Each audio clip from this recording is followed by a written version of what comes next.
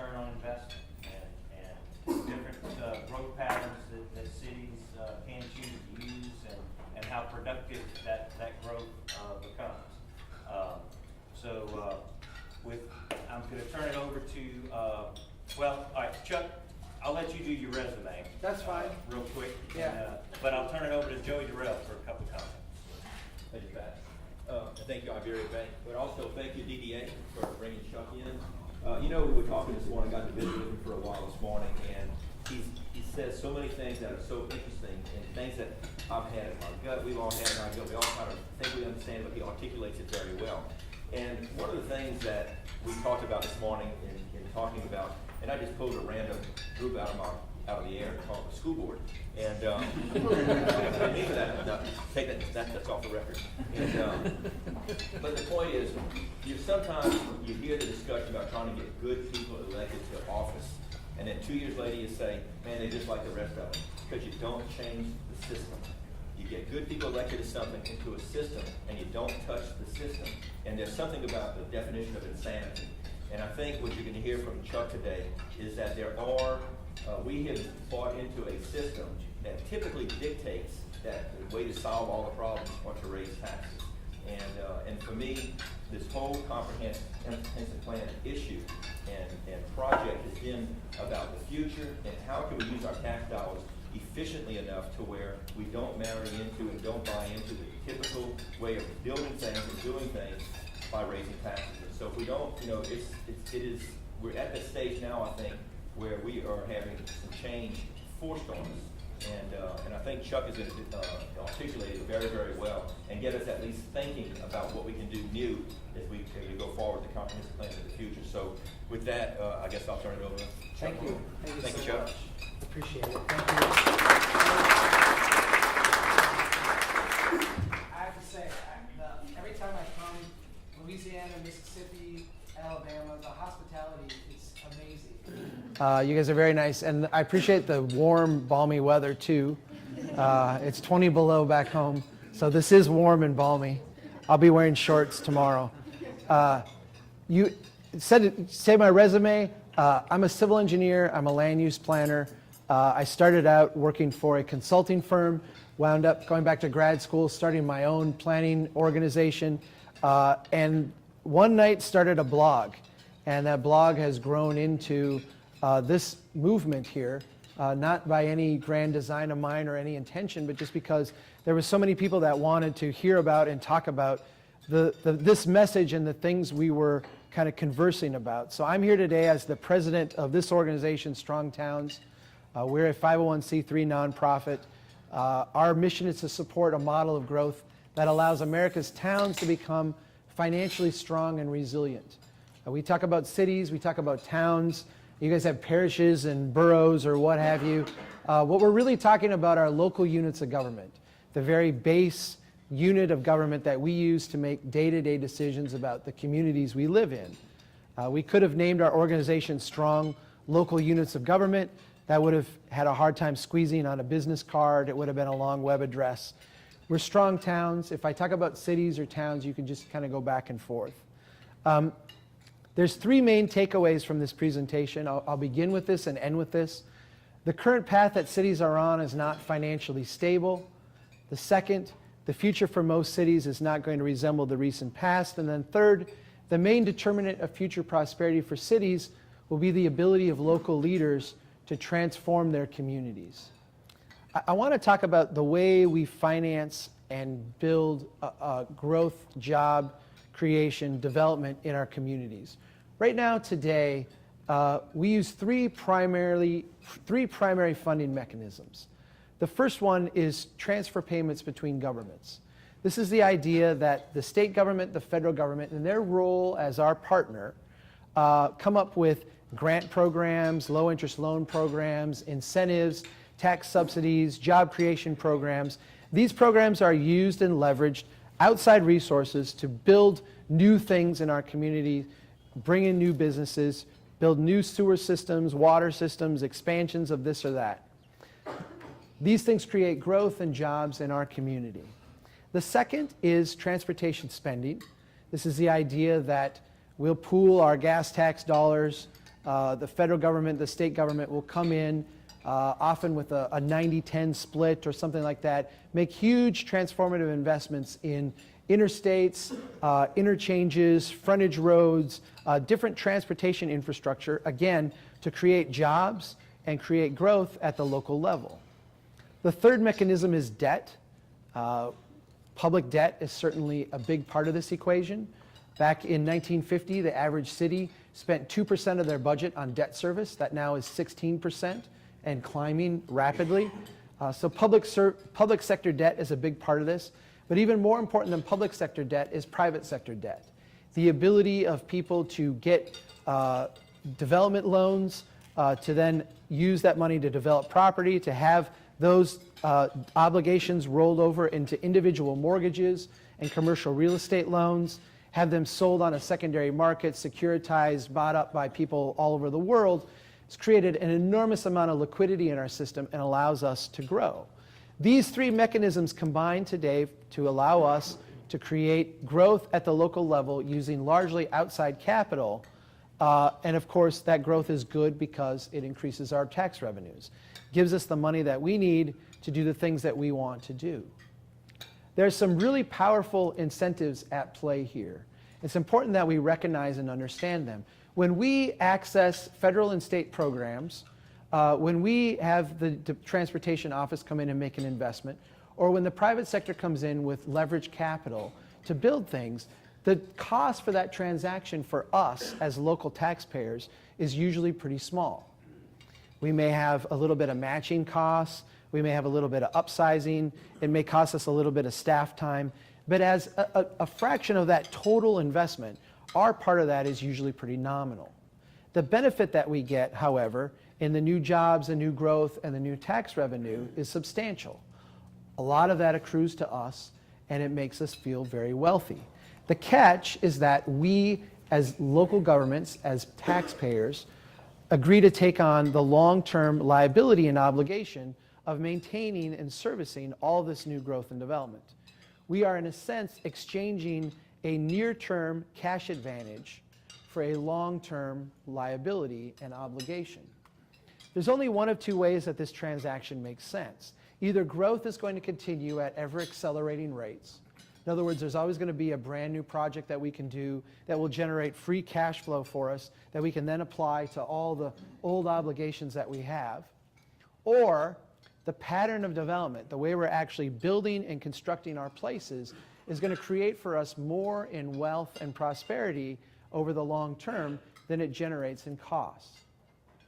Now, this city has gone through boom and bust cycles. We've had good times and bad times. We all intuitively understand that the first assumption is not true. Unfortunately, the second assumption is also not true. And this is where, for a brief period of time, this presentation is going to get a little bit technical. I'm an engineer, so I kind of have to do a little bit of that. I will walk you through this. It won't be too painful. What we have done is, in order to understand our development pattern, we have gone out and tried to look at examples of things that have been built. I personally reject the notion that we can model the future. I think we've proven in the engineering professions, in the planning profession, in the economic development profession to be pretty feeble at doing that. So as opposed to going out and trying to predict what's going to happen when we do A, what will we get? What we've gone out and said, when we did A in the past, what did we get? When we built this kind of development, what happened? And try to understand the different components of our system.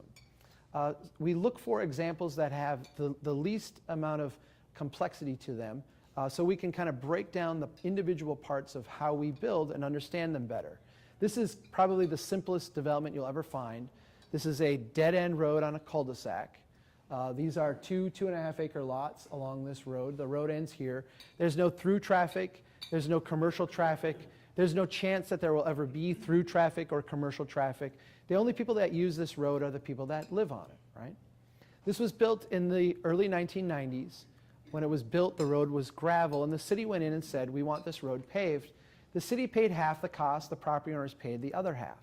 We asked the question, based on the taxes the city collects from the property owners within this development, the only people that substantively use this road in any way, how long will it take them to recoup the half the cost that they spent to build it? The answer is 37 years.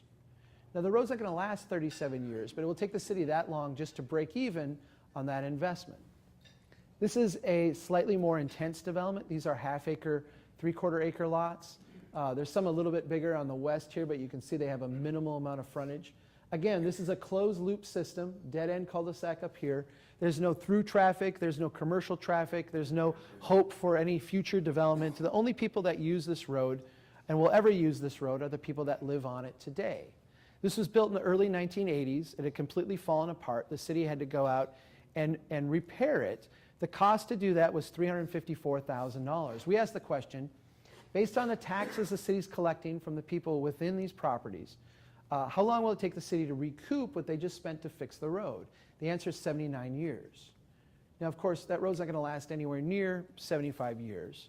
So we asked the question, all right, if we were going to raise taxes to have the money to actually fix the road between, by the time it fell apart, so we're going to collect enough revenue from these property owners to actually have the money to fix their road the next time it needs to be fixed, what would that mean? It would mean an immediate 46% increase in taxes with annual increases of 3% over inflation every year for the next 25 years, with all of that revenue going just to maintain the roadway. Now, sometimes people say, okay, Chuck, we get it. We know we lose money on residential property. We make it up on commercial property. Commercials are cash cow, right? To which my initial response is always, okay, I don't know any business that loses money on 90% of its holdings and tries to make it up on the last 10%.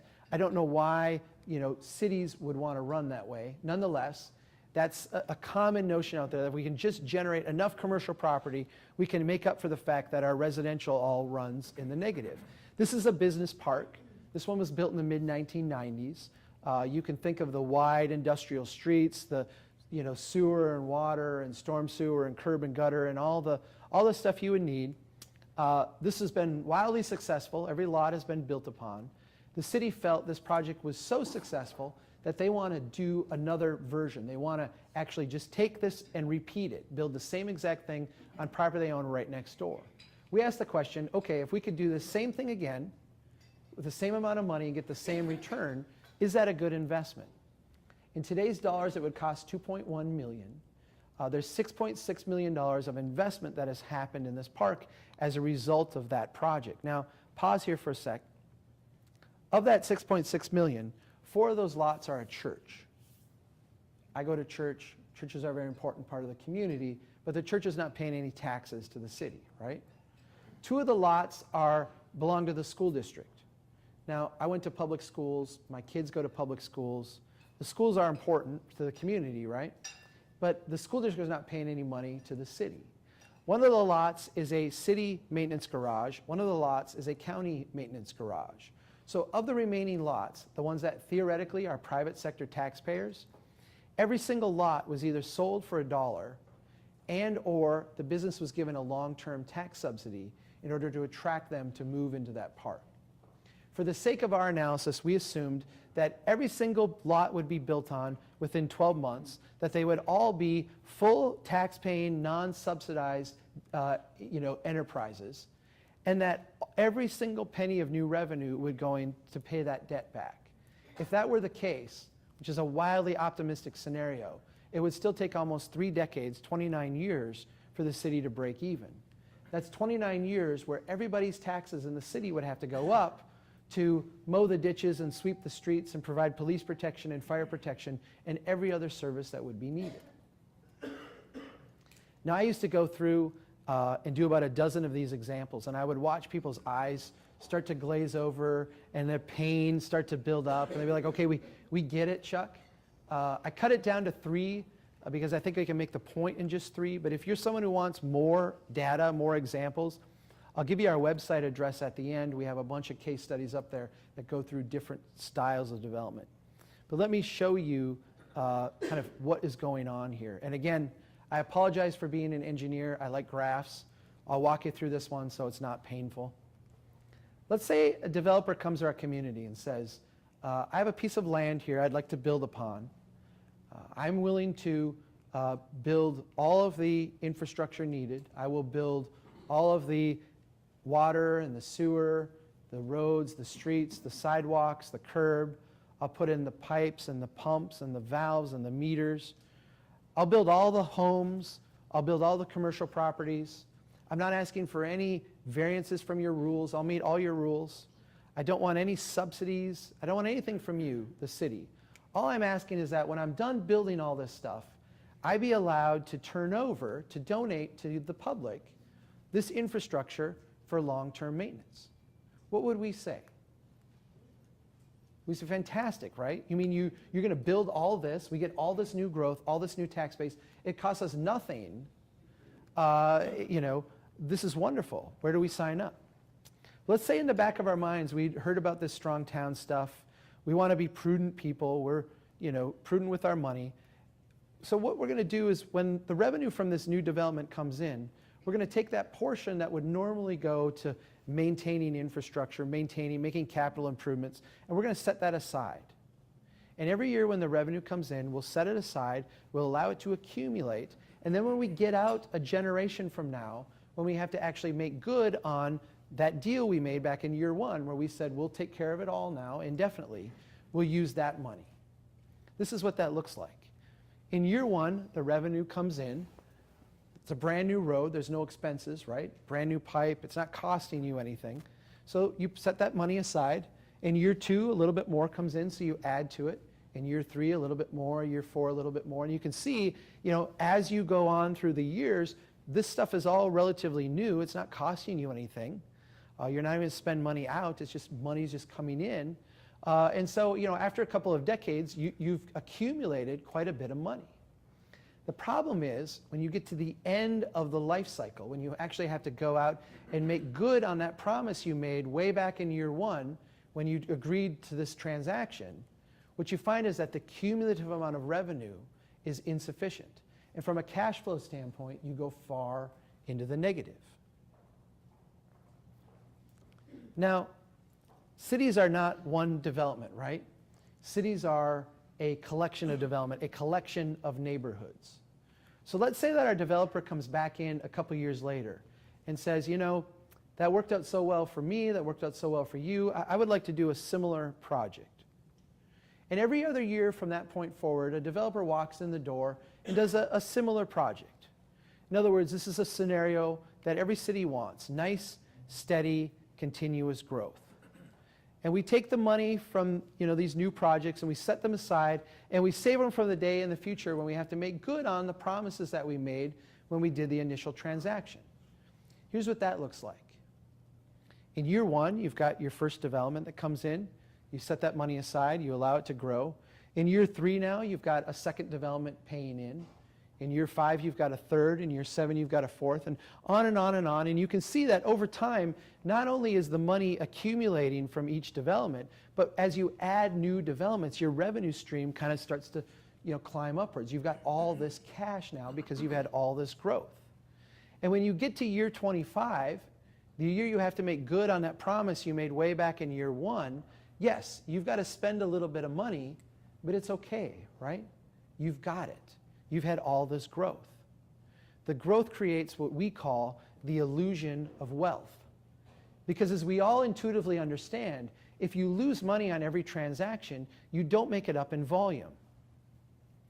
If you lose money over the long term on every project that you undertake, the further you go out into the time horizon, the more downward pressure there is on your budget.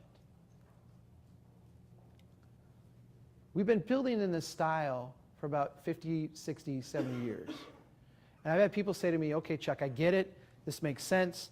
We are, as humans, innately going to value the dollar today more than the obligation 25 years from now.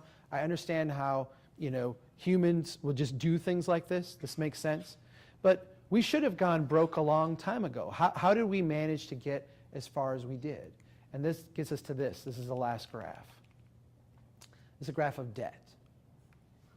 Everybody in this room is familiar to one degree or another with the debate we're having about our debt, right? Our public sector debt is enormous. $20 trillion, right? Huge sums of money. When I was in fourth grade, we had the weekly reader. You guys have the weekly reader down here? there's a little breakout box that said if you took dollar bills and stacked them on top of each other, they would go to the moon and back 23 times, right? As if, replacing one abstract concept with another abstract concept would clarify everything for a fourth grader, right? These are enormous sums of money beyond our ability to comprehend, right? In this graph right here, this blue line on the bottom, that's the growth in our public sector debt. That's the huge number that we have a hard time grasping. Black is the growth in our GDP. This green line right here, the one that soars up like that, that's private sector debt. That's debt that we share. That's the growth in our private sector debt. That's home mortgages, commercial real estate loans, auto loans, credit cards, margin interest accounts, student loans. The way we financed the first generation of this post-World War II expansion is by using our savings and taking that illusion of wealth and reinvesting it back into more growth. When that became a drag on our economy, in other words, when the costs started to pile up, it took us a long time to figure out what to do. But we eventually shifted from an economy based on growth through savings and investment to an economy based on growth through debt accumulation. And as we crossed over into the third life cycle, debt accumulation became so important to our economy that we actually allowed it to become predatory. We actually developed systems where we didn't ask if you could make the payment. We didn't require you to make a down payment. We didn't ask if you even had a job. We weren't really worried about what the home was worth. We created a system that was predatory because we needed the growth so badly. Our ability to continue this experiment, our ability to continue in the way we're doing this by having the private sector take on accelerating levels of debt is just simply not there. Obviously, there's some huge implications to all this. The pattern of growth we become accustomed to is waning. The mechanisms that we've used to fund it. So the federal government, the state government, the transportation offices, they all have vastly more commitments than they have revenue. We all intuitively know this and understand this. And so the systems that we've used to finance a lot of our growth and expansion are just going away. And they're not going to be there for us when we need to fix this stuff. The private sector is simply tapped out. We don't have the ability to take on accelerating levels of debt. This means that local governments are going to be forced to absorb the costs of our development pattern. All this miles of road and pipe, if we want that repaired, we're going to have to repair it. If that breaks and we need it fixed, that money is going to have to come from us. This can't be done in the current pattern of development without some massively large tax increases and or some devastatingly large cuts in services. Now, I'm not here to tell you what you already know, right? This is a debate we're having at every level of government, everywhere around the country. How big is the tax increase going to be? Who's going to pay for it? How deep is the service cut going to be? And where is it going to be felt? It is critical at the local level. It is critical at the local level that we see the third variable in this sentence. The third variable being the current pattern of development. As long as we continue to build in a way that is functionally insolvent, there's no way that our cities are going to avoid becoming functionally insolvent. As long as we continue to build with an approach that gives us the illusion of wealth today in exchange for enormous long-term obligations, there's no way that our cities are going to avoid default. Whether that be a hard default, like you see in places like Detroit and Stockton and San Bernardino, or whether it's a soft default, like you see in thousands of cities around this country, where they're no longer able to fix the roads, they're no longer able to keep adequate police and fire protection, they're no longer able to keep the street lights on or maintain the parks. We have to start having a conversation about how we build places that are more productive. Now, what's the solution? I had to put this slide in because we're going to talk for the rest of the time today about things we can do and ways of looking at our cities a little bit differently. I would get to the end of this conversation, and I would have people stand up and say, well, you haven't given us the solution, Chuck. What's the solution? And I realized that I was not hearing them correctly. I was hearing them ask, what's the solution? What they were really asking was a little bit different. What they were really asking was this: what can someone else change about what they're doing so that I don't have to change anything about what I'm doing? Right? I don't know of any such solution, right? We've created for ourselves a very complex set of problems, a complex set of problems that in hindsight maybe we could have foreseen, but I think is completely understandable how we got here to this point and haven't had to deal with or address this yet. We no longer have that luxury. We have to start talking differently, and we have to start asking a different set of questions.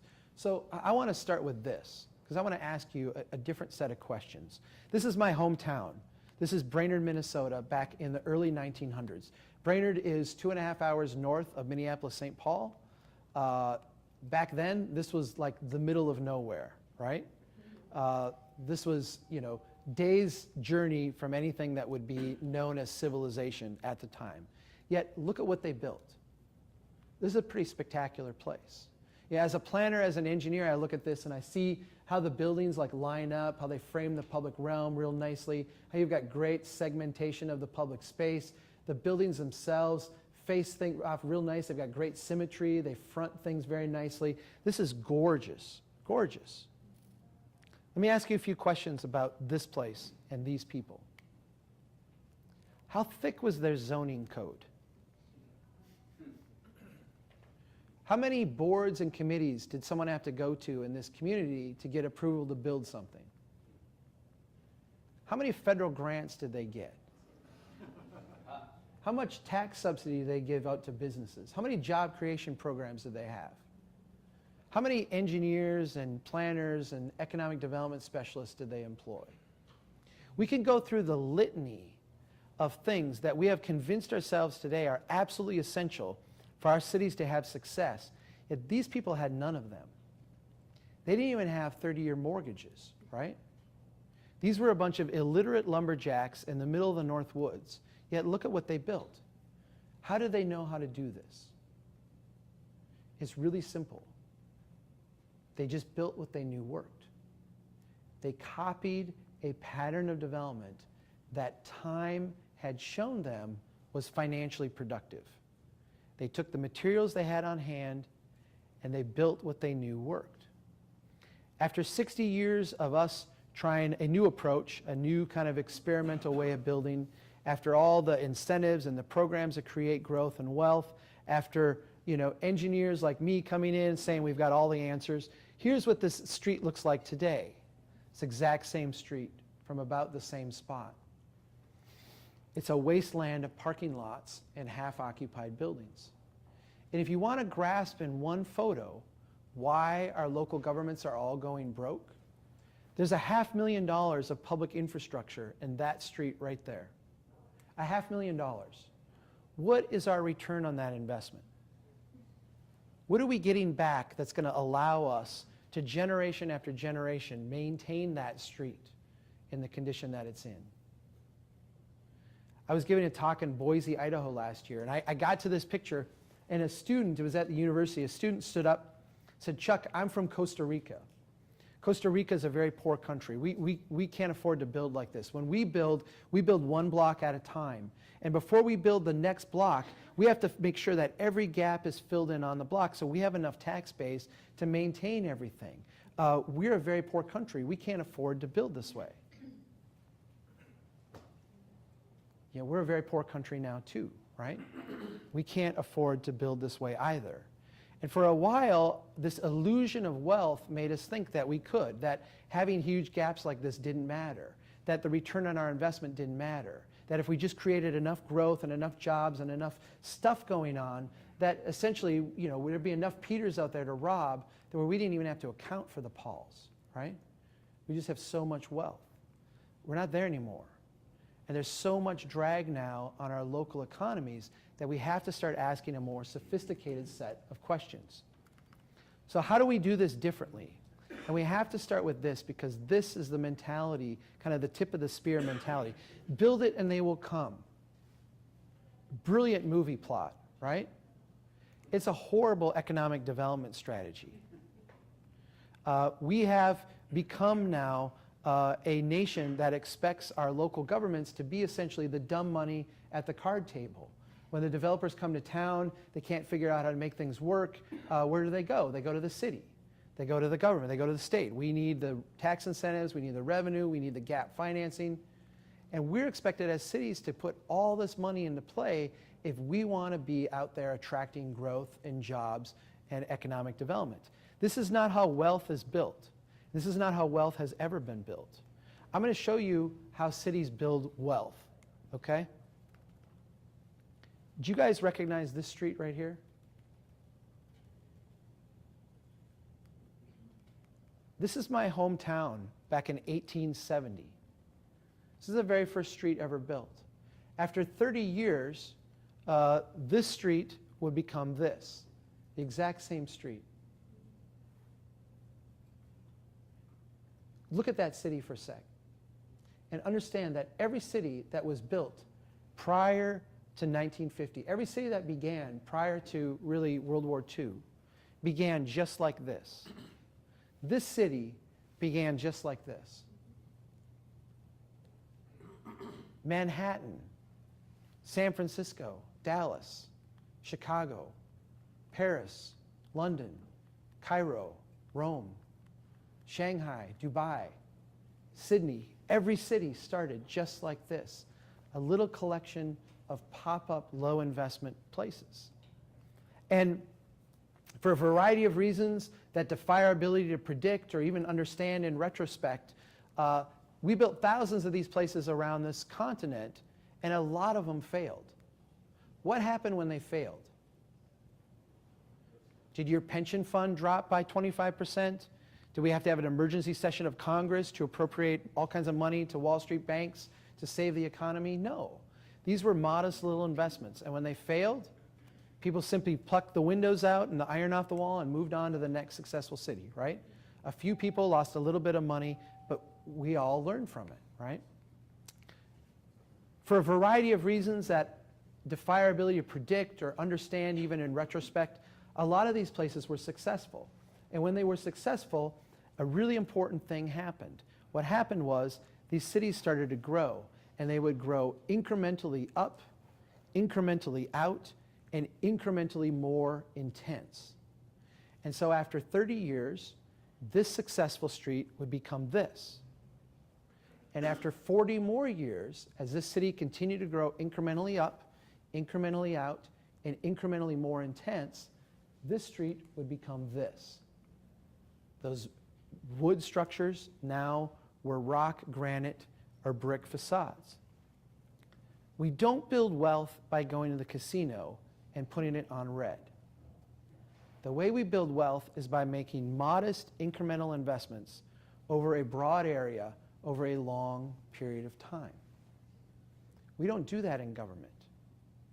We don't do that in government. We've gotten away from that. This is how communities have always built wealth. Let me show you how powerful this approach is. These are two identical blocks in my hometown.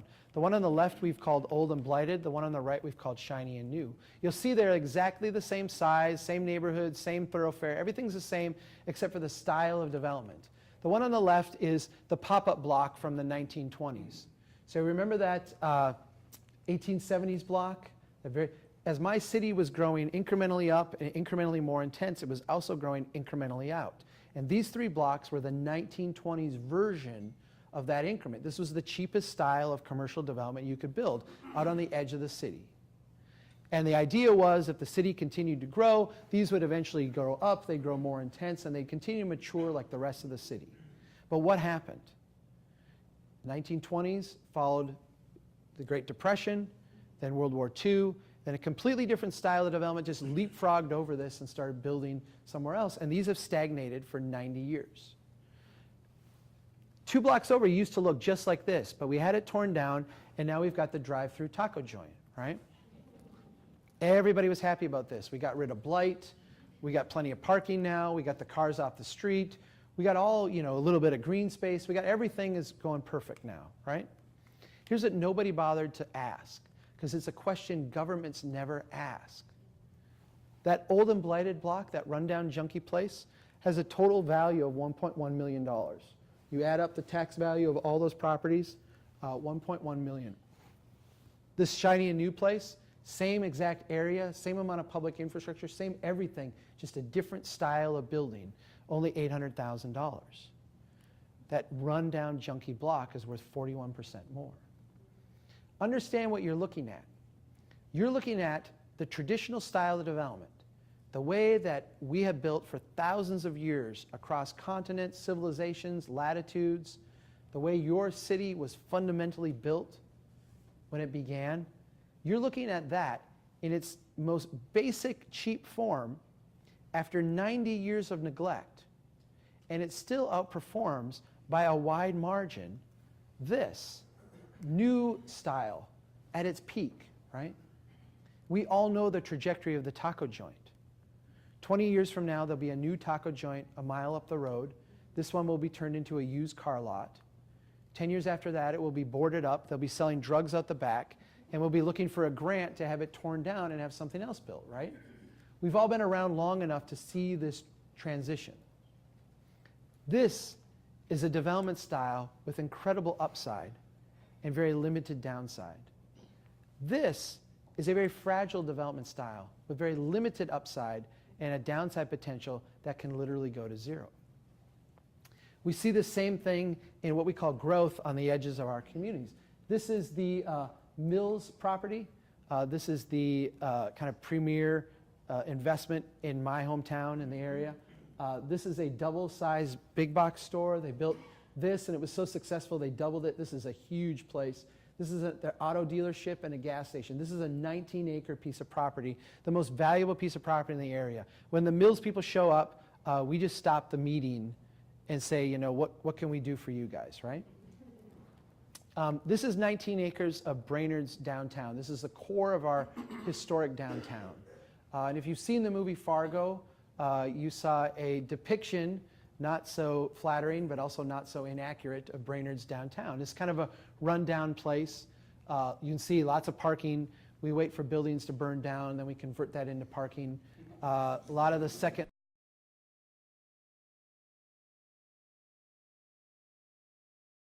success. But that's because nobody's doing the math. That 19-acre Mills complex that we value so much that we would do anything to have another has a total value of $0.6 million per acre. That's a huge sum of money. 19 acres, it's a big sum of money. But 19 acres in the downtown of Brainerd, with just a different style of development, same amount of area, different style, has a total value of $1.1 million per acre. It's worth 78% more. Again, understand what you're looking at. We spent hundreds of millions to get this. 100 million plus on the highway, many, many millions to get sewer and water out to here. I designed this road when I was an engineer. That was 2.2 million. We've spent millions to get this. We didn't spend anything to get this, right? That's wealth that my ancestors and their contemporaries built slowly and methodically over time and just handed off to us. This is enormous wealth. Very adaptable, very productive. This, very limited wealth, high cost, very low return. We have to start asking ourselves a different set of questions when we're making public investments. Today, if you look at how public projects are put forward, they're often put forward with something like this. We're going to spend $1 million, we're going to get jobs and growth, and there'll be $4 million of investment that takes place as a result of our $1 million that we've spent. And when you read that in the newspaper, you hear that on TV, you think, wow, that's a great investment. We spend 1, we get 4. This math really works out well. The problem is, of course, where is that 1 coming from? That 1 is coming from us. Where is that 4 taking place? That 4 is taking place in the private sector. Now, don't misunderstand me. I'm a huge advocate of the private sector. Our private sector needs to do way, way more in this country.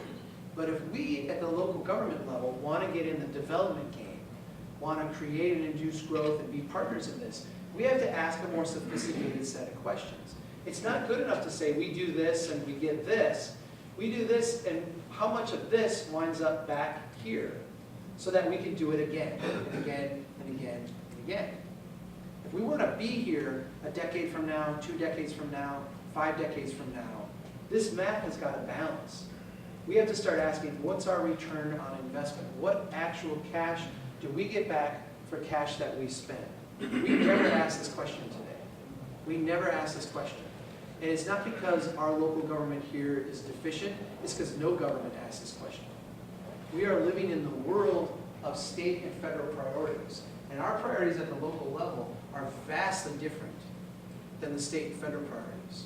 How much income tax do we get when we create a new job? Okay? Yet we have these systems that are obsessed about job creation. I get it. People want jobs, right? But at the local level, jobs are the result of a productive economy. At the state level, jobs create cash. Jobs don't always create cash for us. They sometimes create huge expense. If we're not asking a more sophisticated set of questions, we're not doing our jobs and we're not going to be happy with the result. Today, we are brilliant at building things. We have an economy based and geared around building more and more stuff. So when we have a project that we want to do, whether it's a road project or a big public improvement or what have you, we go out and we say, how much money can we get from the federal government to help us with this? How much can we get from the state government? What will the private sector kick in? And then finally, what do we as local taxpayers, what's our share, right? What's our match? We are brilliant at this. In fact, when I was an engineer with an engineering firm, we would go in and interview for projects. And you'd sit across the table from these people. They would never ask you, Chuck, do you know how to properly size a pump?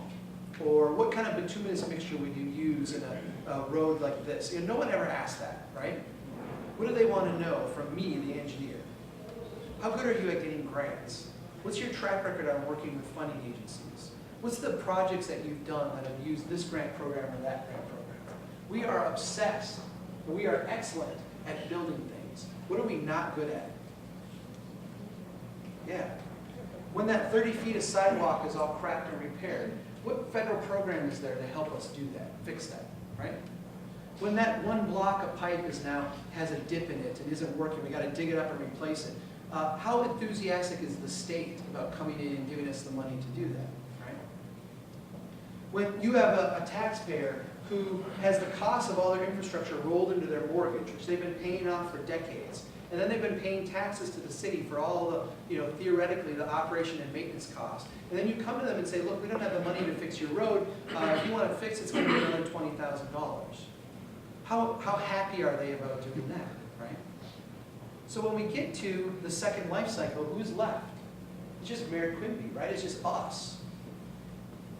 When we're making investments in the future, when we're taking on obligations and liabilities, we can't just ask ourselves, how do we cash flow this today? We have to ask a more sophisticated set of questions. We have to ask, what is our return on investment?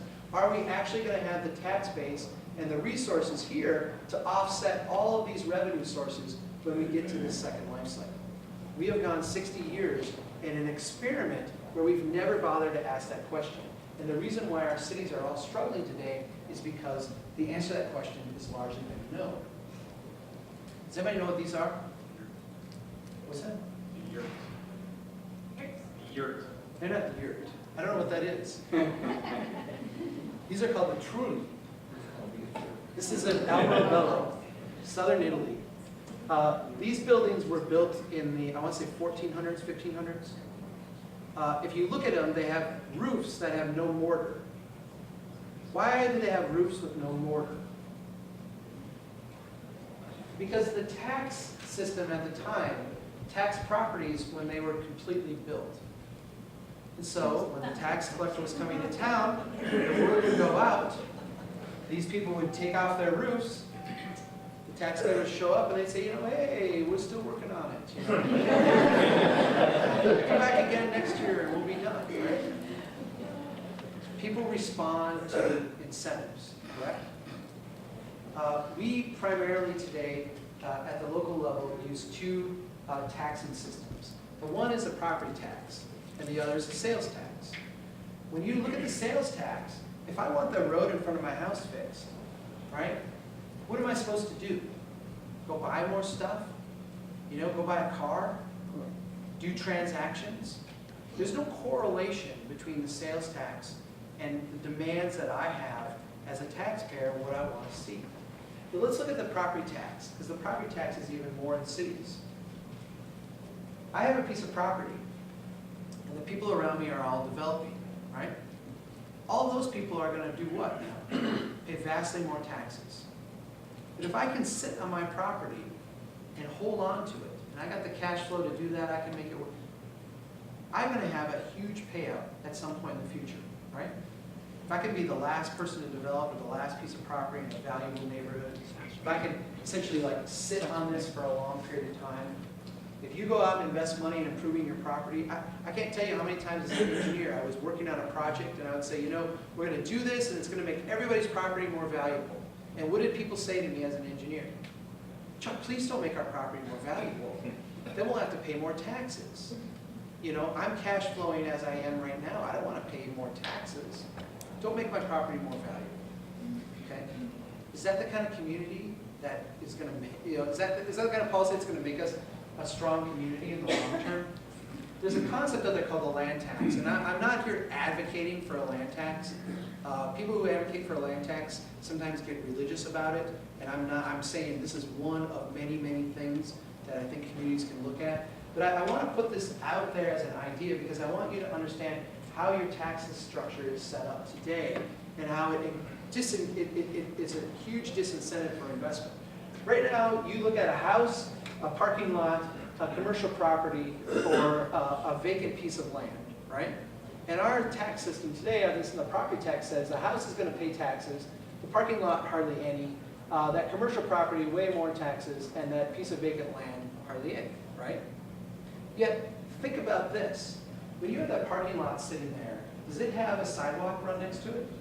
Does it have a pipe that runs by it? Does it not have a connection to the sewer system? Do we not have to drive past that road to get to the next property? It has all these built-in costs to you that are not recouped in any way by that property. The only way they're recouped is when they go out and build on it, right? And then we start to tax them huge amounts of money. What we really want is we want people making investments where the city has made an investment or where the public taxpayer has an ongoing liability in pipe and road and street and sidewalk. We need the private sector to have an incentive to come in and invest there as well, not a disincentive or a punishment for investing. So land tax simply says, you know what? We're going to tax this piece of property based on the amount of public investment that's there. So from a house standpoint, your taxes actually likely go down. A parking lot would go up, commercial business would go down, and then vacant land would go up. Right? Now what happens if you go out and you take that house and you make it into a duplex? Or you take that little business and you invest and make it into a much more valuable property that's going to employ a lot more people. Your taxes don't go up. There's no punishment for that. There's an incentive to develop these properties that are now costing you a lot of money, providing very little back. A land tax is not the answer. But your taxation system is part of the problem. And it's part of why we're struggling to make ends meet, because the demand for services, the demand for growth is uncorrelated with people's willingness and ability to pay.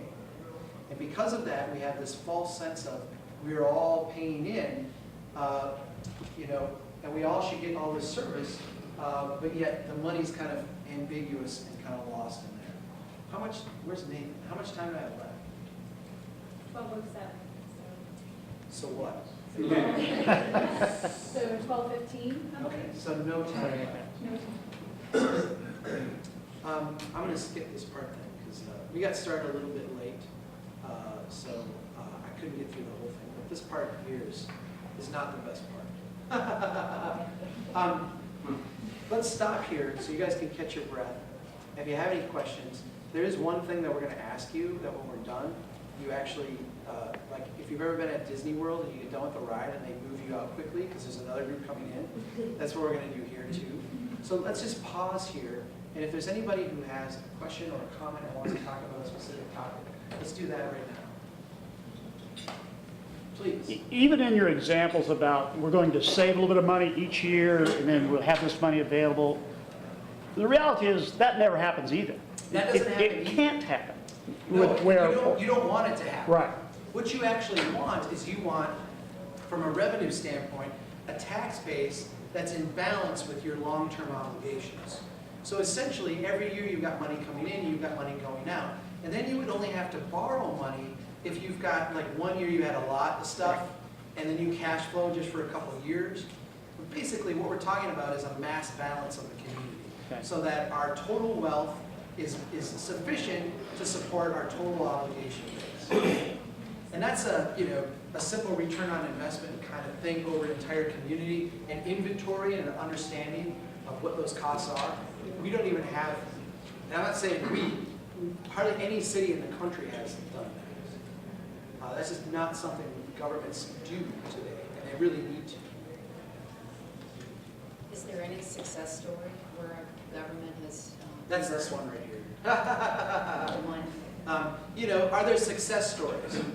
Yes, there are on a small individual basis. The problem is that in government, when we got out of World War II, we restructured our governments based on the model that we saw successful. So did businesses, right? So we all adopted, in a sense, the military type of model. We all have silos with hierarchies and, the staff charts, right? This person is over this person is over this person. Businesses, as the world has changed, have largely gone away from those systems. You see businesses having, CEO, president, board of directors, some management, and then very flat structures. Government, we still work in these silos and these hierarchies. And so what you see is the huge change that needs to happen is not being allowed to happen because everybody's essentially, the decisions are segmented, the budgets are segmented, and you're not getting that type of interplay. There are governments that have started to break that down and started to, budget in different ways, evaluate their cities in different ways, do these return on investment type of analysis, in limited parts of their city as a way to kind of build that up. So there are a number of success stories. We've been so wealthy as a country that we haven't had to deal with this yet. We haven't had to deal with this yet. And now local governments are being forced to, and that's creating people who are doing it well, but people are basically just doubling down on the current approach. But I couldn't point to like one place that's nailed it, right? We're all trying to figure this out. And lest you misunderstand me, I'm not coming here saying like I know the answer either. We're in uncharted waters. We're all trying to figure this out. I'm trying to give you a different set of questions to ask so that you get better results. You guys are waiting for the other half of this, aren't you? Go ahead. Anybody else? Do you want me to go through this real quick? That'd be great. What time? How much time? You just have a few more minutes before we have to get ready for the next crowd. Yeah. It would be helpful if you talked about some of the pushback that you may have received in other places. Or Pushback? I've never gotten pushback. I just get love, right? I've done, like I said at the beginning, I didn't start out to do a nonprofit. I started out to just share some of my professional observations with people, and have wound up now largely doing this in the last year or two. I've given variation of this presentation over 150 times now. The general public tends to just completely understand this. They feel it. They're like, yeah, we're paying more and more, we're getting less and less. Why isn't this working? We're doing everything right. Like, why isn't it working? And elected officials really get this too, because they get into office with all these great ideas. We want to change things, we want to make it better, and then all of a sudden they're like handcuffed. Like, wow, this system, I can't change it. It's just going, this way. The place where I get the most kind of pushback and resistance is largely from the professional staff.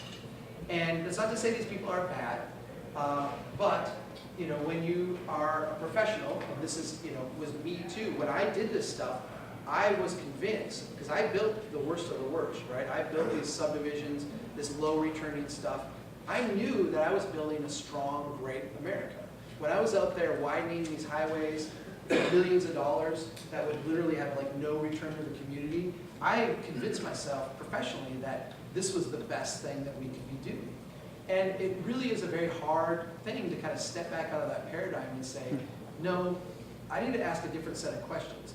This can't be just about traffic flow. This can't be just about access management. There's other things at play here. There's how we live, how we work, how we get around, how we build, what the return on that investment is, how much value this park adds or that building adds. These are things that, when you start to ask these questions, you realize that cities are massively complex places. And what we have done in a post-World War II approach, by creating these silos and these hierarchies and budgeting by, here's a transportation program, and we'll just pump a bunch of money into that, you get a bunch of transportation. And we've made our cities into programs and commodities. And what they really are is very complex, interrelated, interdynamic places. We've lost some of that fine-grained messiness. And if we, I get a little bit of pushback from professionals who are in this system, but I have to say, the warmest embraces I also get are from professionals who say, we've been trying to say this for years, and I've not had the language to say it. Thank you for helping us, communicate this. So, yeah, give your local bureaucrat a hug and tell them, we'll just do it a little bit differently now, right? I do think that return on investment mindset, we're doing this big exercise with the city of Memphis, and, Public Works Department, what are your values? Well, we want to make sure that there's no congestion, and we got, okay, Parks Department, what's your values? Well, we want to build this new park. Okay, what are our shared values?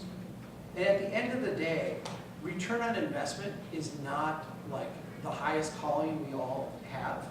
And I'm a Catholic person, I go to church, there's a higher calling for all of us, right? And return on investment is not it. But as a community, it's a way to keep score.